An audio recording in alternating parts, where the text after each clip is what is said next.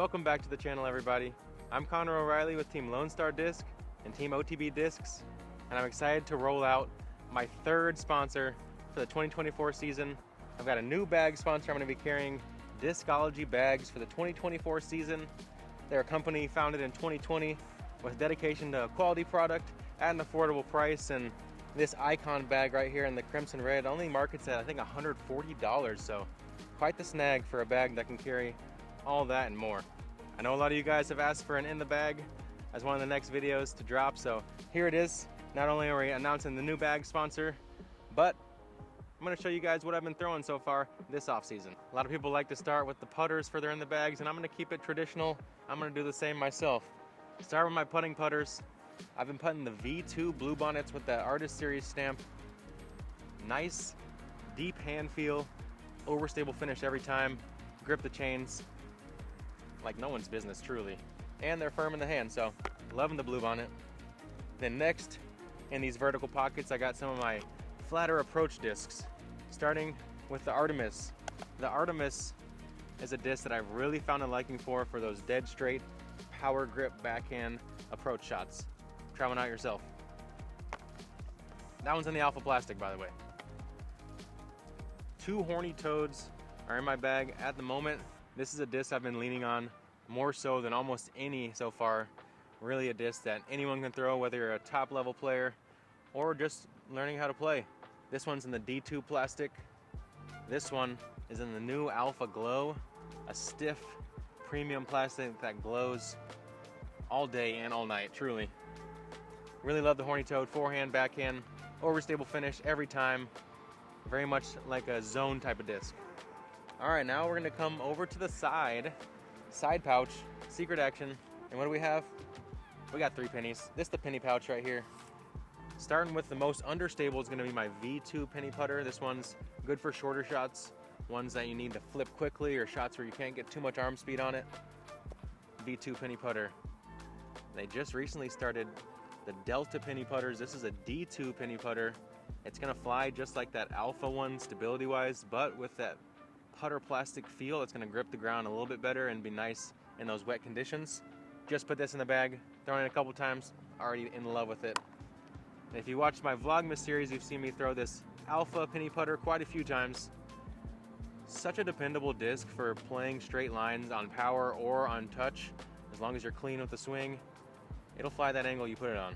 All right, finishing off the last 2 approach putters in my bag are going to be the Blue Bonnet in V1 plastic. So I putt with the V2. The V1 has a little bit more give to it, a little bit softer, and therefore it grips the ground even better.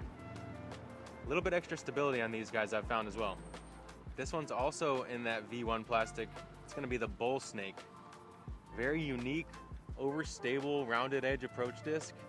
For me, on that fan grip backhand approach, it has such a dependable finish. I really use it mainly inside of 200, 250 feet or so when I'm trying to bait a backhand or when it's really windy and I want to make sure that my straight shot doesn't flip over at all. Now we're on to the mid-ranges. I only have 3 mid-ranges in my bag currently. Might go to a 4th at some point in the season. The most understable is going to be the Bearcat and Alpha Plastic. This one, I for the most part fan grip it so I can get it to work quickly out of a hyzer and turn. Good disc for scrambling out of the woods or for beginner players with lower arm speeds. Try out a Bearcat.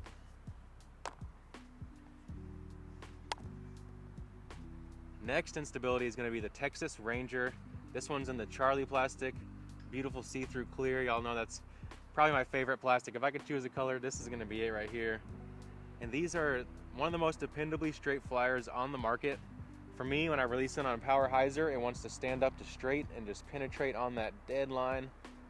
Throw it flat with some power, it's gonna drift slowly to the right, but not really just turn out of the picture. So a disc that you can get to do a little bit of everything with. You can move it left, you can finish straight, you can gently fly to the right. A true go-to mid-range for all those shots you need. A bump up from that is gonna also be in that clear Charlie plastic. This one is the Midi. Pretty overstable. If you hit these things hard and flat, even at my arm speed, they aren't gonna turn unless it's maybe like a hurricane or something. And even then, I don't know, if you got clean spin, technically that thing should hold the line. The MIDI though, for me, allows me to throw overstable shots with still a pushing finish and minimal ground play. Really been liking the MIDI for very select shots. And now we're getting to the fairways. I'm gonna start once again on the understable side, work our way up. First is gonna be the Mockingbird. This one's in the Alpha Plastic. Always comes out with some good dome, the Mockingbird does. And this disc is a bomber, truly. Whether you have slower arm speed or faster arm speed, you can get a lot of distance out of the Mockingbird pretty easily. And if you watch the Vlogmas series, Megan may or may not have picked up her first ace of her disc golf life with a Mockingbird, so who knows, maybe we'll get a small batch of Flying Armadillo, Mayday Armadillo, or Mayday Mockingbird ace discs for you guys. Let us know in the comments if you'd buy one, and if we get enough people, who knows, we might get those run. Mockingbird, great for long turnovers, great for easy distance, tailwind shots, beginner players, can do a little bit of everything. Next is going to be a disc that I added to my bag kind of later into my process of throwing Lone Star, maybe a couple weeks in, kind of trying some of those straighter fairways, trying to find what my laser beam shot would be. And the Dos X, I believe, is starting to fill that slot for me. I just got my hands on this new Alpha Glow. Really stiff feel that you're looking for out of that Lone Star plastic, and now in that glow plastic that shines so bright. This one's pretty flat top, and I found coming out on firm hyzer on a lower line, I can get it to flip up, push a dead straight line. A disc I've really been looking for. And going to my Alpha, this one has a little more of a dome on it, and this one has extra stability compared to the Alpha Glow. This one, if I hit it hard and flat, as long as I keep the line down, it'll push straight for quite a bit of time, and then it'll have a healthy finish every time. I have to put a little bit of flex on this one to get it to finish out straight. So it's been nice to have this when the wind picks up and I'm looking for that 400, 425 foot shot or so, maybe a low ceiling, upper 300s. Next up is going to be the Wrangler. This is a new disc in the Lone Star lineup, and this is the prototype version. These are such a good hyzer flip disc, similar to the Dos X with a little bit more distance. And to me, these ones want to flip up on a similar amount the way these new Alpha Glow Dos X do. But this Wrangler just has a touch more push with a slightly bigger rim, and it's a disc that I think you don't have to throw as hard and flat to get it to push as the Dos X, so definitely one I've been liking for hitting it flat and hard, letting it just drift to the right for me, or if I'm looking for that pushing hyzer flip around 400 to 450 with minimal ground play at the end, the Wrangler is going to be a good option. Another new disc, one of the two new discs that were dropped this offseason by Lone Star, is the Spur. And this was much needed, arguably the most needed disc in the lineup from last year. Starting with these two, these are from that first run of Spurs. They're both in the Alpha Plastic, except for if you get a flat top one like this, it's gonna be quite a bit straighter than the ones that have the nice gentle dome throughout. On the flat top guy, with the forehand, I can hit it hard and flat. It's gonna go straight for quite a bit of time before it has a gentle finish at the end. Put it on hyzer, it'll want to stand up throughout that hyzer while never flipping. The domey guy though, I'm gonna have to flex this one to get it to go straight. If I hit it flat, it'll go straight for a while, but it'll have quite a bit of an earlier fade than the flat top. This is a disc forehand and backhand that has been a workhorse for me from 330 to 400 feet or so. Sorely needed in that Lone Star lineup, so happy to have my hands on some, and also happy to have my hands on my newest batch of Pokemon dies for this season's bag. This is a Spur that I'm about to add in my bag, mainly just because I think it's so cool. It's a slow poke, and I'm not sure how this one's gonna fly compared to my other Alpha. This one has a little more give in the rim, but it has that similar middle dome. So I'm about to get out and test it tomorrow or maybe later today, see how it's flying, and see where it fits in my lineup of 3 Spurs that I now have in my bag. The final disc in this bag, I don't know, this guy's scary. He's a mythical creature that many of you may have heard of how overstable it is, but none of you truly understand until you throw it. That's the Alpha Chupacabra. This disc is the little brother to the Tilt and is truly one of the most overstable utility fairway drivers on the market. I have to throw full grunt meter to get into the 300 foot range with this thing, even on a low line. If I'm playing it up in the air, you gotta really hammer on it to get it to play over 300. It's really opened up a lot of lines for me though, not only on flex forehands, on spiking hyzers that don't fade too much since it's so overstable. It just almost fades the way a grenade does, directly down. So it's opened up a lot of shots for me, and it's a disc that, you know, you never think you need something that overstable until you start throwing it and realizing the lines you can play with it. And finally, we're getting to those distance drivers. Starting with the tumbleweed, it's gonna be the slowest and most understable of my drivers. This one, I don't know, might be a control driver depending on what you want to call it. Maybe not a true fairway driver, somewhere in between the distance and fairway. But the tumbleweed has been a great roller option for me. I can hit it hard and flat, knowing it's gonna get to the ground and give me some massive rollers. I found myself playing rollers anywhere from 450 to 600 feet with a disc like this, and it's gonna be its main usage for me, is gonna be on those roller shots here and there. Maybe if I'm playing in the mountains or something, it'll become that go-to fairway driver. All you mountain people understand those issues. But other than that, yeah, mainly gonna be a roller disc, maybe big turnovers here and there in crazy tailwinds. Next on the drivers is gonna be probably my most used driver on the season, especially once I hit those windy, open, out of bounds laden Pro Tour courses, and that is the Warbird. This is a staple in the Lone Star lineup, and I'm gonna start with my most understable one. This one's kind of a flat top alpha, and I found the flat top has a little bit more of that straighter finish, or at least a little bit of a straighter kind of early flight. It'll still have that Warbird finish at the end, but the flatter grip is nice for the forehands. So this one has mainly been forehand duty for me, and I've been liking it. If you watch Vlogmas series, then you saw me throw this red one quite a few times. It has that beautiful haloing on the rim, and this one is one of the most dependable distance drivers I've ever thrown that still has the ability to get distance, not just a utility meat hook. At least if you throw that 500 plus range, then you're gonna be able to get some distance off of this, but it might require a flex. If I want this one to go straight, I really have to flex on it to get it to go 500 plus. But when the wind's up and I still want some distance, nothing quite beats the Warbird. This final Warbird, another disc I just put in my bag. I got it from Michael Spikes. Check out Spikes Disc Dyeing on Instagram. I'll put that in the description below. If you like those Pokemon dyes, he's got all those hubcap files that they use. Or sorry, not hubcap. The drainage cap files that they use in Japan. And this is a Warbird. Got the plane there, got the Dragonite. I mean, I can't ask for much more. Really excited to see how this one's flying and to get out there and bomb my Dragonite. There's gonna be 3 final distance drivers making up my current bag setup. 28 total discs, all of them with a little bit of a different purpose. Some of you might say that's too many discs, Connor. I say, hey guys, I like to throw them. I end up using most of them. Some rounds I don't use certain ones, but I like being over prepared, not under. So you always find me on the course with quite a few discs. And thanks to my Icon bag, I have no problem carrying those comfortably and having extra room. I could carry 32 discs realistically, maybe even 36 in this thing if I just shoved it with all discs. Who knows? Maybe I'll see. Maybe I'll see what the world record is and try to break it. Anyways, getting on to those final distance drivers, we got the Bayonet. I just added this to my bag. This one's in the Alpha Plastic, and this is a bomber.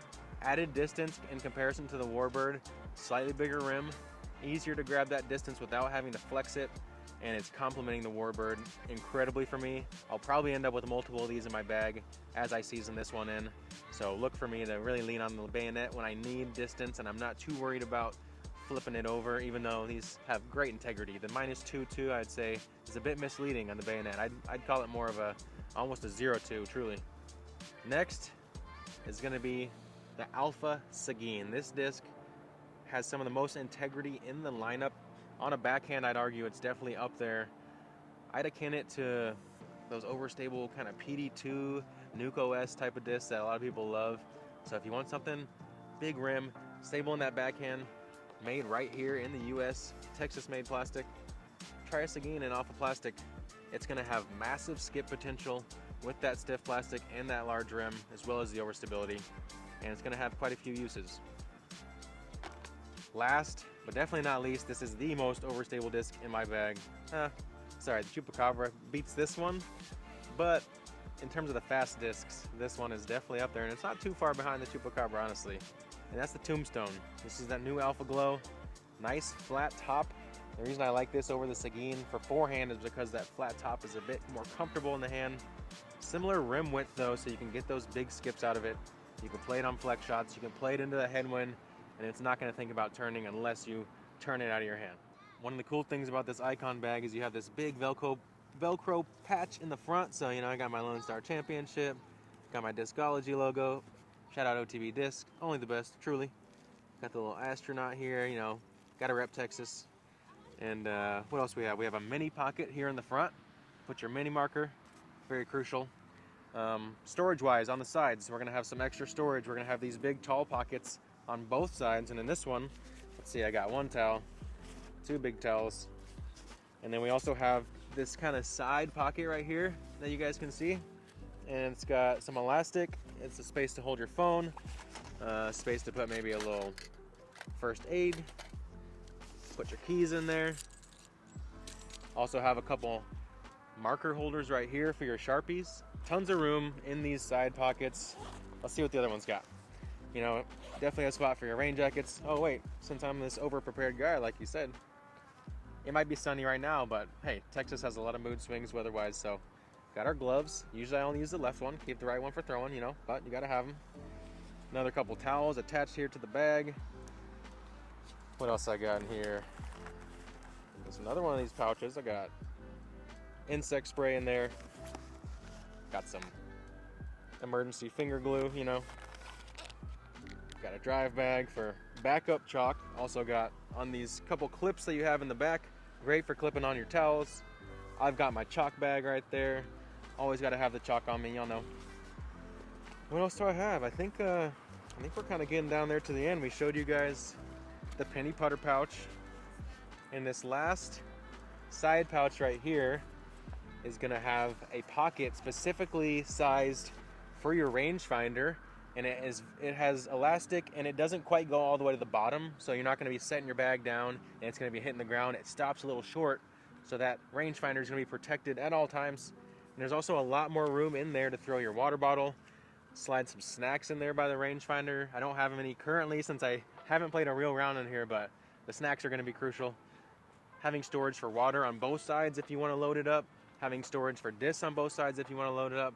There's a lot of variability that you can pack this bag with. But regardless of how you want to pack it, it carries a lot of discs. About 20 in this main compartment, 2 to 3 in each of these pouches. These side pouches can carry 3 to 5 depending on if you want to go drivers or putters. So endless options here at the Icon bag. And I'm really excited to be carrying it this season, as well as to keep my eyes out for one of the new upcoming bags from Discology. This spring there's going to be a new drop. I can't wait to get my hands on it and to show you guys how its features differ from this Icon bag. Once again, this is the Crimson Red. And don't forget, the ways that you can support me with Discology while getting yourself an affordable bag is use code Connor10. It'll save you 10%, and those proceeds will support me on my tour for the 2022 season. Really excited to hit the road, fly this Lone Star plastic out there on the Disc Golf Pro Tour, and to put down my most consistent season yet with a fantastic bag on my shoulders. That's gonna be all for this off-season in the bag / new sponsor reveal. Big shout out to Discology for having me on the team and for creating that code to not only save you guys money on an already really affordable disc golf bag, but also to help put some gas money in me pockets. You know, that van be guzzling it. So this headwind too, when it's blowing, you never know what it's gonna do to your gas mileage. Look for some kind of more bag updates throughout the year to let you guys know how my bag is shifting throughout the season. I don't know, I'm almost thinking about maybe making a series after each tournament, maybe where I highlight a couple discs that I really relied on during that tournament. So if you guys think that would be a good idea, comment in the comments below saying that you like that. Thank you guys for all the support. Don't forget to like and subscribe. And if you're looking for those Tour Series discs from Lone Star Disc, they're coming out very soon. So keep your eyes peeled for that. I can't wait for you guys to get your hands on them and to add some more birdie ability to your bag. That's right, I said it again. Also, the people at Lone Star are so generous that they said, you know what? Vlogmas might be done, but code Clover20 is gonna live on in perpetuity.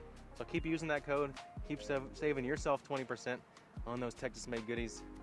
And we'll see you guys very soon. The sun is setting on day bag shoot.